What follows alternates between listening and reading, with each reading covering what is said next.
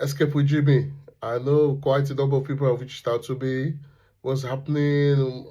Why have I not done any videos? My kids have literally been on my neck, and friends, family. I've seen your mails. I've seen your text messages.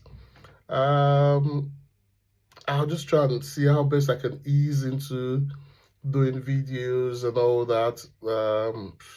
Have quite a very high work volume for this quarter, last 2 quarters. So I've really been getting down, doing so much work and all that. But well, let's get started. 2026. This is my New Year resolution. Do more videos, talk more, talk with more people. 2026. Today is the 6th, I think. Let's get it rolling. Let's go on sports. Ruben Amorim sacked. Enzo Maresca out. And Victor Osimhen feels it's better to start shouting on his teammates during the game. Uh, all this is puzzling at the moment. It's chaos. First, I'm not surprised Enzo was sacked at Chelsea.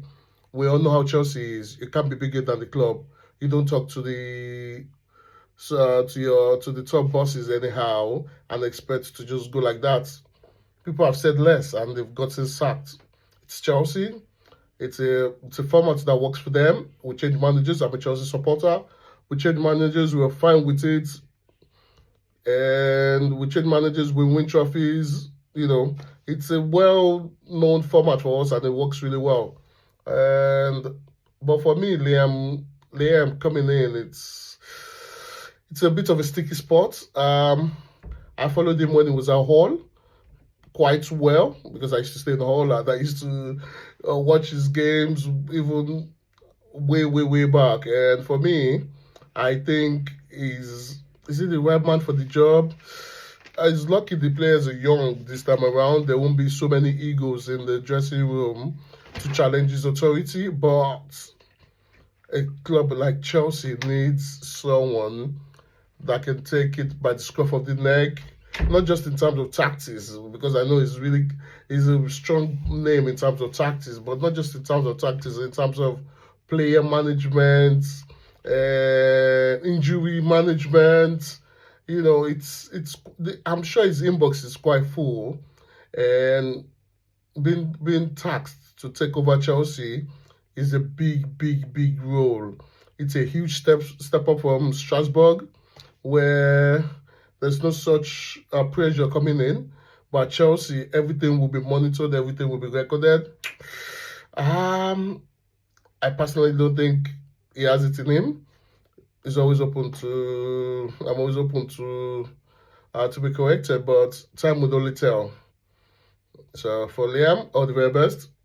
I'm a big Chelsea fan. I'm sure my Chelsea friends are acting crazy right now because they're like, why Liam? Why not a big name coach? But it works for us, hopefully, to the end of season, and we'll see how it goes. Amorim, come on, we all knew he was going to fail. The stats were poor, and he stuck to the same formation that gave him success at Sporting. It's not going to work. There's no copy and paste in football tactics because he worked at Sporting doesn't mean it's going to work at United. And I think he changed it back to 4-3-3 for for their last Newcastle game and they won. And he switched it back. Why are you stubborn?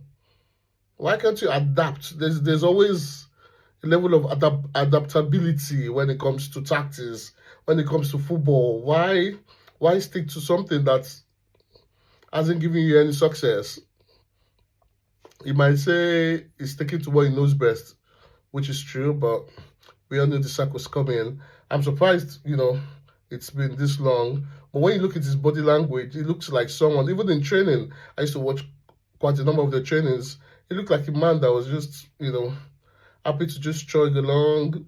And when it's time. And for him, goodbye, adios. But then again, is Man U still a big team?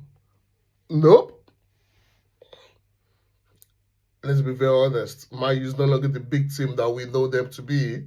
And I wish them all the best in the coming days, because I know there will be a mad rush from the ex Man United footballers that would like to take that top spot. And I can imagine the lineup of candidates willing to take up that job. But trust me, way down these dates, they will still fail. It's like a poison chalice. Whoever puts his hand in it will be poisoned. It's gonna happen. Well, that's mine. You could argue, or you can leave a comment down below, and let's have a chat about it.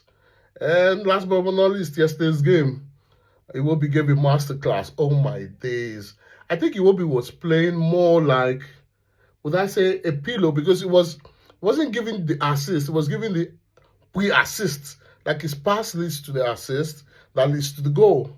And I think that's one of the hardest roles you could play. And I watched him at the game against Mozambique yesterday, and what he was doing was it was like playing from the back literally, and just threading it through the lines.